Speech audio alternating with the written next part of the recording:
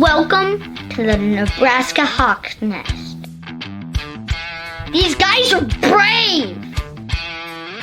They're Hawkeyes, living in enemy territory. Listen, these guys are way past their prime, but they're still Hawkeyes. They're spreading the Hawkeye hype to all of Nebraska. The frost advisory is canceled. Corn huskers, more like corn suckers. Are you ready for this podcast? Let's go Hawks!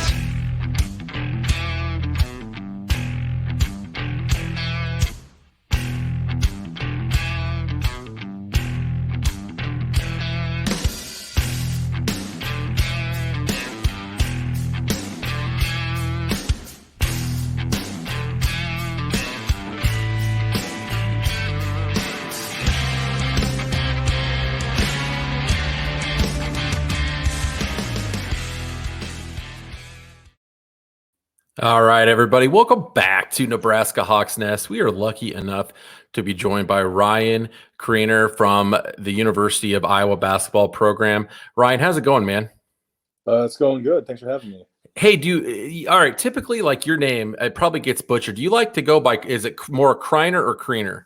It is Kriener, but it's been butchered so many times. I just respond to both by now.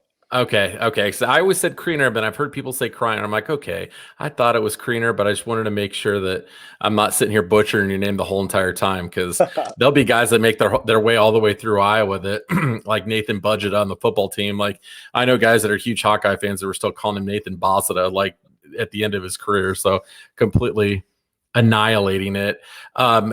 Right now, we want to update everybody on what's going on with you. You let me know that you are in Leuven, Belgium, and originally it said online that you had started out in Slovenia, and you mentioned to me that you didn't stick around there too terribly long, and you're over in Belgium now. Tell us about that transition. Yeah, after I left Slovenia, I went back home and really just went to work. Worked out with my trainer and my close circle there, and really got some good stuff in and just continued to work. And when that next call came to come out and play, I was ready for it. And that's so I mean, I've been here probably 6-7 weeks now, and I've been doing a really good job. So do you just have a person in this position? Do you just have an agent that markets you and gets your name out there and says, hey, like he's in shape, he's looking good? How does that process work? I do have an agent, and it can be a little stressful at times because you never know what's going to go on or how teams are going to make moves and stuff. And so the landscape over here is just always changing, and it's always with a good agent who's working for you, you always got something that's going on, and you just have to wait for the right opportunity and the right contract to come along to sign it. What's been the transition like, adjusting to the culture over in Belgium? I'm sure there's not a lot that's the same, but probably some similarities. What are some things that you've kind of struggled with the culture there, and maybe the food, and some things you've enjoyed? Well, the first thing I'd say is that Belgium is supposed to be one of the best leagues for rookies because it's one of the most Americanized countries. Getting around has been about as easy as you could think it's been. Everybody here speaks English. The people are very nice and welcoming. And it was not like that at Slovenia at all. I'll tell you that much. But just going to the grocery store, I can ask for help, or sometimes I'm in the way or doing something wrong, and someone will say something to me. I'll like look at them funny, and they'll just like laugh at me and say, "Oh, like English." And it's like, yeah. So I mean, the people here they pretty much understand that, and so that's been good. I'd say probably the biggest adjustment is just kind of the pace of life. They kind of seem to either do things really early in the morning, and they kind of take a while off, and then they kind of go back at it at night. And I don't know, it's just the timing of everything's a little weird here. What's the style of play like there? Is it quite a bit different than it is in the States? Did you have to adjust your game at all when you went over there? A little bit. It's definitely faster than it is in the States, and that's just what happens when you go, up a level every time. And so it's a little faster. It's a little more physical. Different things are a lot. Obviously, there's a bunch of rule changes that I'm learning those all the time. There was a game, one of my first games here. A teammate had dove on the floor and got a loose ball, and I'm screaming at the ref for a timeout. And my coach and one of the other players are looking at me like, dude, like, what are you doing? Like, you can't do that here. I was like, oh, I didn't know that. Like, it's just what you do in the States. Someone just dives on the floor, you call timeout and get the ball back. But you can't call timeout there. I got called for a goaltending last game because I went to block a shot and I hit the glass, and I guess you can't hit the glass here. And Okay. then there's other goaltending rules where, like, if it touches the rim, you can swat it off the rim and, like, goaltend free throws as we would, like, there's just a bunch of little finite details, and just got to, continue to learn them. Right now, what's the end goal for you? Are you obviously hoping to potentially make it get up to the NBA? Or are you really enjoying your time overseas and wanting to build a career over there? Or you think it's someday you want to transition into coaching? All three. It's definitely a childhood goal, and I think it's every basketball player's dream to go play in the NBA. So I'll always chase that. But for now, I'm enjoying Europe, and looking forward to kind of make my mark here and do what I can here to play basketball, have fun, and make some good money while I'm at it. And I don't know what I'll do when I'm done playing. I've always thought about coaching. I actually have a degree to go be an athletic director somewhere, so I might do that as well. And those would be definitely avenues when I'm done playing. We were talking about this earlier, and I was curious, when you were coming out of Iowa last year, actually the year before, you had the opportunity, I think, and correct me if I'm wrong, to come back for one more year with the whole pandemic situation. Did you have that opportunity? No, all winter sport athletes did not get that opportunity. All spring sport athletes did, and you're seeing that with the winter sport athletes this year get the waiver. And so I did not have that opportunity to do that. Give me your honest opinion. Does that make a lot of sense? Because the winter sport athletes this year are getting to play a full season, and yours was shut down before the conference tournament even started. That obviously had to have been pretty disappointing. What was your feelings like when you heard the news? For me, I wasn't really hung up on it. I knew I was gonna go either way. It was my time, and I had a strong season. And so it was my time to go pro. So I was going to do that either way. And it's just more hurt and like no closure to what was a great season and everything we were building up on. And I'm, super proud of the guys this year that get to play, and kind of living a little vicariously through them because, we set goals after my junior season, and we didn't get to finish those, and we put ourselves in a very good position to reach all of those goals that we had set. And I'm really looking forward to these guys breaking all of those this year. You guys definitely were peaking at the right time, and I can't think of a player in just a span of a year how much you improved going into your final year. It was drastic. Had to have been one of the best bench players come off the bench, and you did start some, a decent amount of games, but one of the best players coming off the bench in the whole entire league, and you were such a vital part to the team. Tell us about your role on your current team right now. Are you in a starting role, or are you playing a similar role that you played at Iowa? I'm in a starting role. I'm playing just under 30 minutes a game. I think I looked at my averages today. I'm averaging I think 22 and 9.5. I was actually just named this week's MVP of the league, and I had another MVP performance by Eurobasket was put out. So I'm having a lot of opportunity over here, and that's really good for building my resume up. So we're getting bigger jobs. Dude, that's awesome. So are you thinking that you are in the hunt potentially for, the overall league MVP if something like that were to play out? I'm not sure how that works. I definitely hope I get it if I keep playing to this level. And obviously I didn't join right at the beginning of the league, so I don't know if that factors into it. But if I qualify for it, I want it. I'll say that much. I was looking back, before I didn't realize how much you really had changed since when you first got to Iowa and then when you left. If you look at your pictures, I'm sure you've seen, you had the shaggy hair and the scruff and looked like just like a young college kid and almost borderline like off dazed and confused. You just kind of like looked real chill. I'm not bagging on you, just like real chill, like, hey, and then like as a senior, you were very polished, very professional. You look like you really had grown up over that time.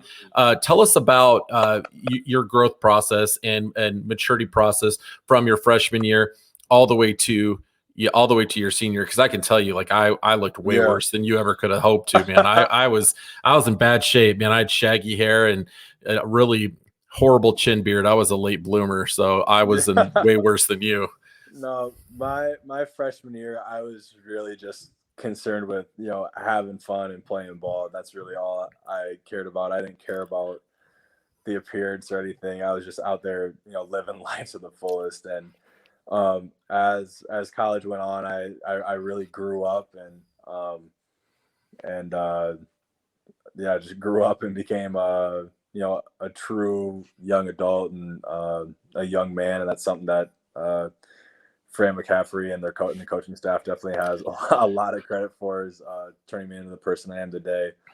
But as a kid coming out of high school, I was all about the fun, all about, hey, what are we doing, and all stuff like that. And as I grew, it was more about business, and I still like to have fun, but I want to win at all costs now. I think that's a healthy approach, especially when you go into college. You're there for the college experience too, and you want to have a good time. And if you don't get that social stuff out of your system, it's going to stick with you forever. You got to be able to let that out and have a good time and live that college life. I want to circle back a little bit to back before you got to Iowa, your recruiting process coming out of high school. You had a lot of offers, a lot of schools that were interested. Listed as a 3-star. For a 3-star recruit, I've done a lot of recruiting research over the years. Typically, a 3-star recruit would not have the amount of offers that you had. I believe it was over 20. Tell us about some of the schools that you were really considering that were really hot on you, that you were thinking, hey, I could see myself here. And how did your decision process work getting down to Iowa? Yeah, it's actually kind of funny you bring that up. And I think the reason I stayed a 3-star is because on either my first or second visit to Iowa, Fran and I had a conversation, and I remember him telling me that he hates guys who post all their offers or on social media only post about themselves and put themselves out there. I was like, well, shit, this is my dream school. I want to play here. I'm going to stop doing that. And so I think after my 7th or 8th offer, I stopped posting them. So no one knew the offers that I had. And I had ended up with like 35 offers. Wow. When I was all said and done, and a number of high major schools. And so I knew I was definitely, under the radar at that point, because I think people only thought I had those 8.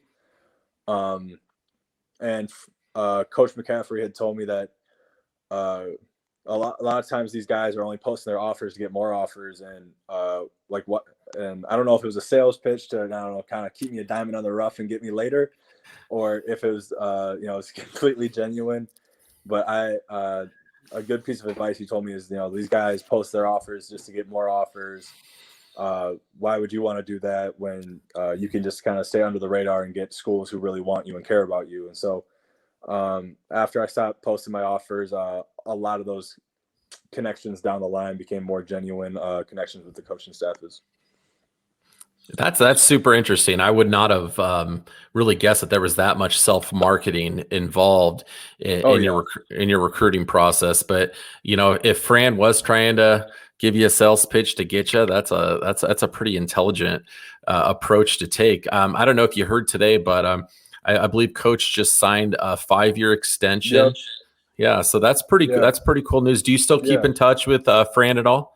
A little bit. I've talked to the coaching staff, a few times over the course of the season and whatnot, and really happy for all the success they're having. I was really happy for Coach. I'll probably, send him a text or something. I don't know here. What time? It's 2 back home, so Yeah. yeah, probably before I go to bed, I'll hit him up and say congrats.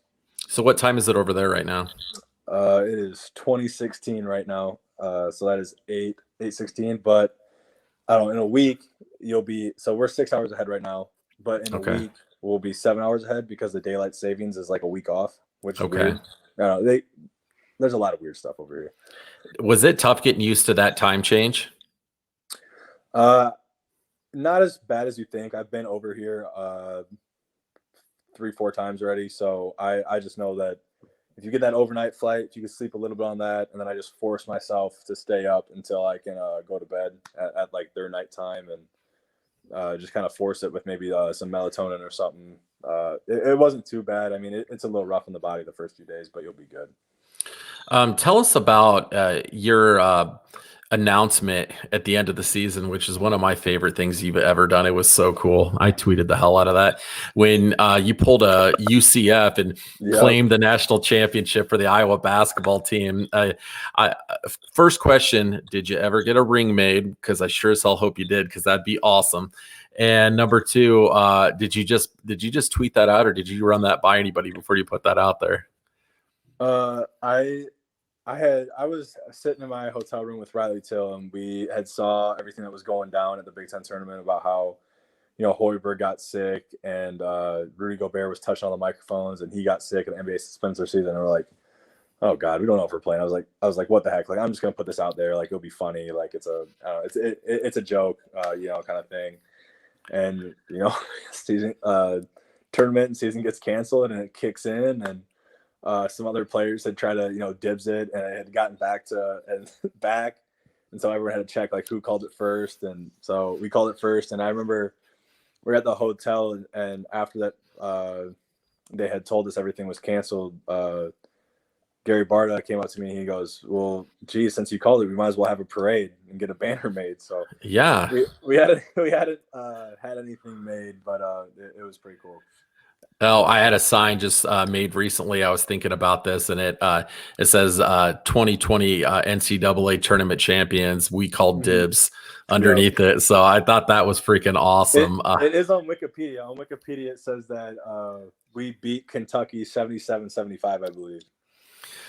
That's at the end of the day, if UCF can do it, then we can too. So exactly. We're going to promote that, the 2020 national champions, and we call dibs. That's our motto. So we're going back to back this year. It was awesome. I sure as hell hope so. That's what I was going to ask you. Have you filled out a bracket yet? I actually just filled one out this morning, and after reviewing the bracket, I came to terms with my Big Ten bias. Don't overthink it, man. You got to go with your gut. Every single time I've done that, and everyone I know, I'll fill it out, and then I go back through and I start to overanalyze stuff, and all the stuff I change, I get wrong. So with mine, just out of spite right away, I had Georgia Tech beat Illinois. Just out right away, round of 32, Illinois out. Okay. And I did that because my point guard here in Leuven, he went to Georgia Tech. So I put Georgia Tech over Illinois right away just to get them out of the tournament.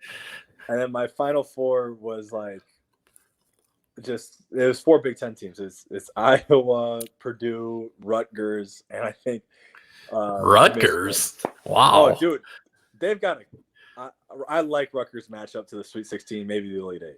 I have them going actually to the Sweet 16. I do, and I thought mine was pretty Big Ten heavy. I think I have 3 out of the 4 teams in the Final Four I have from the Big Ten, and then my other one was Baylor is my 4th. But I'm with you. I don't know.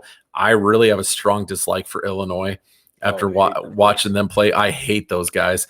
And I loved it when Connor stood up to him and, got back in the guy's face because, we're not going to step down from you guys. It's very frustrating. They are a damn good team, but what is it about those guys that drive you crazy? I know what I think, and I can't stand them. They're just a macho group. Like their whole MO is, oh, we're bigger, tougher, badder than you, stuff like that. I mean, I don't know. I hate them dudes. I've hated them for all 4 years I played there.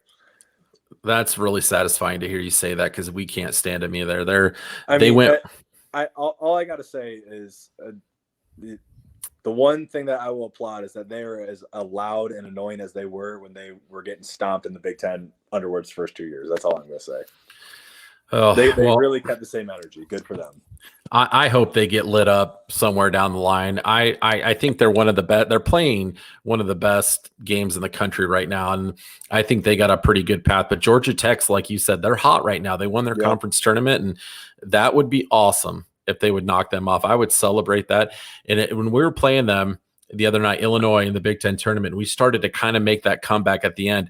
I was just like, please God, let's come back and let's get these guys because I hate Illinois basketball so much. It's really developed. I think our depth really showed there. I think if we had a healthy Jack Nungy, that game would probably have been a little different.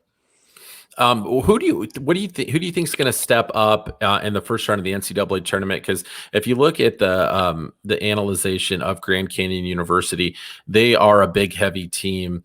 Who do you think is going to step up and be able to fulfill that role and help defend the middle for us? I think it's going to be a team defense thing. Obviously, Grand Canyon's going to go at Luka and try to get him out of the game. Luka's smarter than that as long as, he plays good straight-up defense because in the NCAA, the tournament, they definitely call it different than they do in the Big Ten. It's a lot less physical. So I think as long as Luka can stay out of foul trouble, we'll be fine.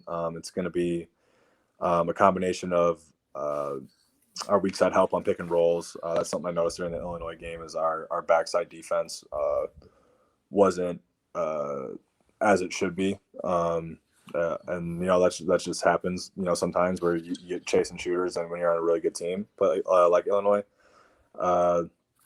And then, so we're going to need good backside help on their pick and roll stuff and good, stunts or defensive rotations when they're in the post. And, if we just play our game, that should be one we should get. And I want to see what you think about this. And you're going to probably call me a Hawkeye homer, which I'm sure a lot of people will. And I've never done this before. This is my first year, but I do have Iowa going to the national championship this year, beating Gonzaga. I just feel like, we did not play a very good game when we played them at a neutral site this year. And I believe we got beat by 10 or 11. Yep. And Gonzaga does not play a high level of competition on a consistent basis. And I think going through that tournament, that's going to start to wear on them and beat on them. Iowa, on the other hand, is used to playing a consistent level of high competition like that. What are your thoughts on the potential of Iowa running it and making it all the way to the championship game?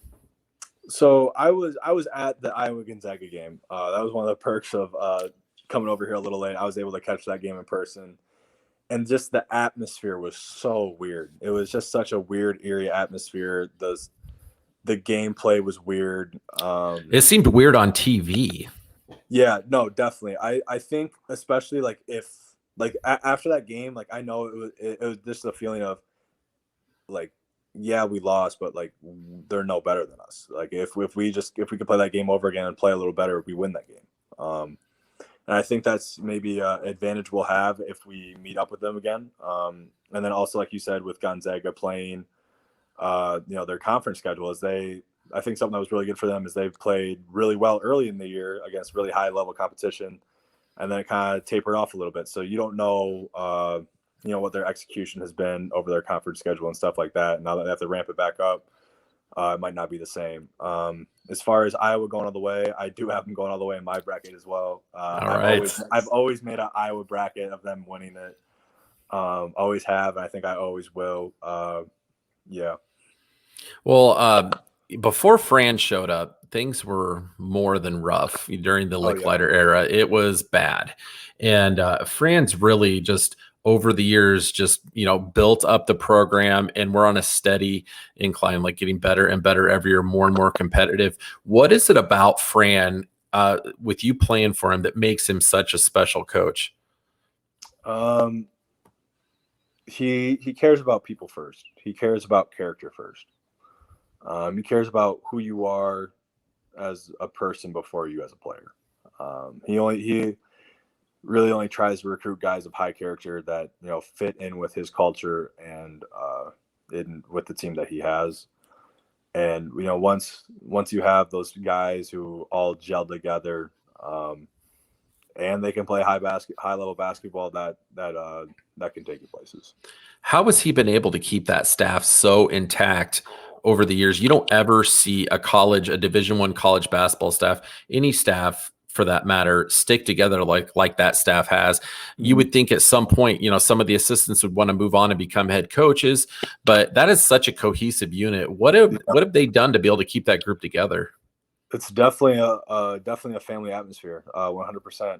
I remember after my junior year when Coach Francis told us that he'd be moving on to go to Cal, it was really hard for him. I mean, there were tears in his eyes, and it was kind of an emotional moment for him to say that he's moving on and taking a different job. And I love Coach Francis, and I'm really glad he's doing his thing out at Cal. But it's just that kind of stuff is when when a guy does take a job to move up or move on, it's with tears in your eyes because you don't want to leave and you love where you are. It's that kind of family atmosphere, and Fran and the whole staff does a very good job of making Iowa City feel like home for everyone. It's a very, very integrity-driven athletic department as a whole. Yep. Every single coaching staff that I've come across and witnessed and interacted with, very personable, caring people that do things the right way. And I can just, from my interactions, I was able to take my son to the father-son Iowa basketball camp some years back, and just the way that Fran learned every dad's name that was there, every kid's name, called them by name. I was just like, that's impressive. Like that he took the time and cared that much just running a camp to get to know everybody. And, Kirk Spara, what a great dude he was. I mean, this guy's just a great staff of guys, and had to have made you just really want to play your butt off for him the whole entire time you were there. Yeah, definitely. Especially with Coach Spru is, he's the one who recruited me. He's the one who takes care of in-state stuff, and him playing for the university and now coaching at the university is a sense of like Iowa pride. Like Iowa's my dream school, as it was his dream school, as it was Jordan's dream school, as it is Cordell's dream school, and I'm sure it's the Murray boys' dream school. And when you have that kind of stuff, you just lay it all out there because you're playing for your dream. It's what you dreamt of. It's what you shot hoops in the driveway thinking about. At what point in your childhood did Iowa become your dream school, where you're like, I'm a Hawkeye, like that's where I want to be, that's my team? Was there anything in particular over the years, or multiple things that really happened that got you hooked? Yeah, I think two of the biggest things was, so my mom is from Minneapolis and her whole side of the family is Gopher fans. Okay. And so my dad and my uncles would always bet the Iowa-Minnesota game. And stuff like that. And so, we lived in Iowa. So that was real young. It was like, oh, so like we're from Iowa, like we cheer for the Hawks. And then also at school, after every Iowa State, sporting event, whether it's football, basketball, wrestling, it doesn't matter. Oh my God, I hated hearing it from the Iowa State kids. If they won and if we won, we go right back at them every time. It was just ultimate beef, ultimate trash talk after every single one of those sporting events. Your dad played college basketball. Was it in Mankato up in Minnesota? Yep. Yeah. Tell us about your dad's influence on you growing up to become the basketball player that you did. Yeah, definitely. My dad and my mom had a ball in my crib, and one of my first birthday gifts was just like a little mini Tykes hoop, and so I was always around basketball. And the first time I had played, I was I was 6-year-old little first grader, and he brought me to some basketball practice that he was helping out with, and I was just running up and down the court shooting baskets, and as everyone does when the first time they play basketball. I mean, I sucked, but I loved it. It's just he really encouraged me with it, and once I found that love for it, he really pushed me to be the best I could be. So we like to ask everybody, from whether it be football, basketball, baseball, anybody that we interview, former athletes, and this might be kind of tough. So if you can't come up with anything, totally cool. But do you remember any interesting, funny, hilarious stories that you just look back on from the locker room, from the weight room, from practice, where you just kind of like, it'll hit you one day when you're in Belgium and be like, God, that was hilarious, and just puts a smile on your face again? Yeah, one that I was actually just talking about with my girlfriend was the whole rug incident with the NCAA tournament. Oh yeah, I forgot about that. Can you explain all about that again? I kind of forgot about that. So I was just thinking about that one as so after the NCAA tournament, after you lose, you take the all decor down and stuff, and it was kind of like a big deal that year where the NCAA was getting mad about because people were taking stuff they weren't supposed to be taking and all this stuff, and I just the complete chaos that was going on. It was just guys ripping everything off the walls and stuff like that. And there's just this big NCAA March Madness rug, and we're just standing around. And Nicholas Bear goes, "I'm gonna take that rug." So he folds it up and he gives it to our trainer, and his trainer puts it in like this big bag and smuggles it out of the stadium. And me and Jordan took a whole cooler and dumped decals and snacks and all this stuff. We hauled it out, and so we he still has the cooler and stuff, and it was just complete chaos. Like we just had a super heartbreaking loss. That's all. It was almost the biggest comeback in NCAA history. It's a really emotional time. We cried, and the media has to come in and stick a camera in your face for half an hour. And the media leaves, and we just look around. I think it was Nico Hobbs, starts quietly tearing stuff off the wall because it's like an emotional situation. Mm-hmm. And we all heard him, and we looked at him, and then everyone just starts sprinting and just taking everything. It was just complete free for all. It was nuts. Does Bear still have the rug? I think he gave it to his younger brother to have in his college apartment. So I think it's at Luka Garza, Connor McCaffrey, Austin Ash, and Michael all live together. So I think it's at their apartment right now. Okay. That's pretty awesome. That's a good story. I'd forgotten about that. I heard, didn't you guys tweet out some pictures to the NCAA with that stuff? Yeah. Jordan had tweeted out a picture of the rug and said we're holding your rug hostage. Please give us the rights to our name, image, and likeness for the rugs for safety, safe return or something like that. Did you guys ever hear any reply back from the NCAA, or did the coaches have anything to say to you guys about that? I remember, I think Jordan had got called in to the basketball office to talk about it or something. I think he got in a little hot water, but nothing came out of it. They didn't give us our name, image, and likeness right, and we still had their rug. So it's like that. What was it like playing with Jordan? Because it definitely seems like he's got a little bit of an edge to him, and that's what makes him a good player. What was your relationship like with Jordan, and what was it like playing with him in practice and in games? Well, first off, he's my best friend.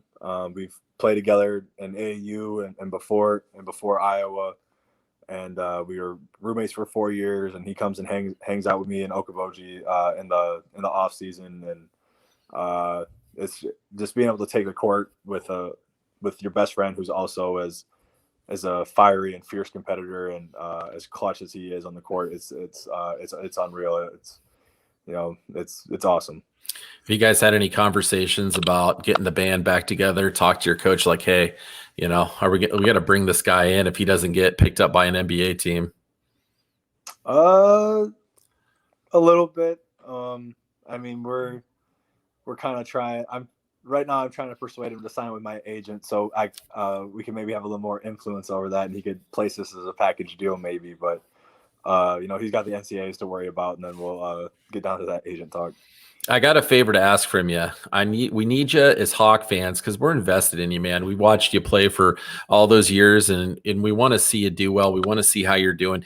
We need you on social media posting as many pictures as you can of you kicking ass over there in Belgium, and use some game results and some highlights and some stuff like that. So we got to still feel connected, man. Yeah.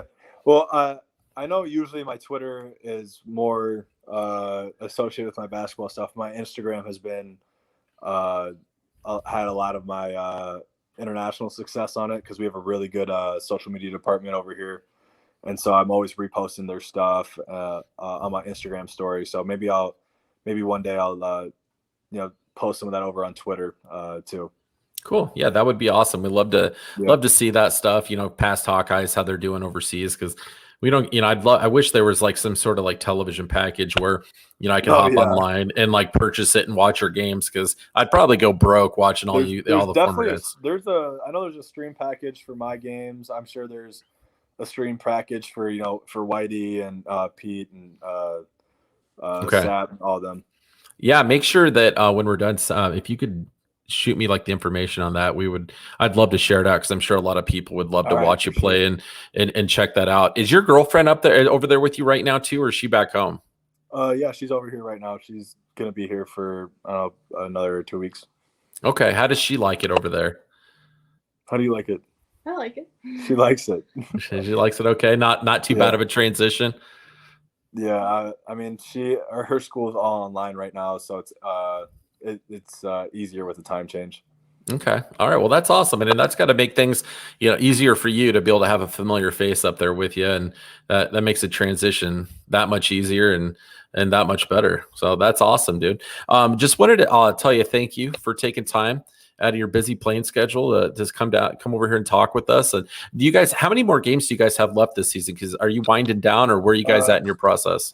So with COVID, their season had actually got backed up because they were one of the few leagues that resumed play last year after everything got shut down. So they had a delayed off season, which led to a delayed season. And so we actually have 20 more games. Oh, wow. Okay. Over the course of from now until May 11th, I think is our last regular season game. And then we have playoffs after that. And so we have, it's going to be a busy next few weeks. All right. We're going to be watching you, man, standing behind you. Watch you get up there and take that MVP award and take your team as far as possible. And good luck the rest of the way. All right. Thank you so much. All right, Ryan. Thanks for taking time to catch up with us, and go Hawks. Go Hawks. Thanks for having me.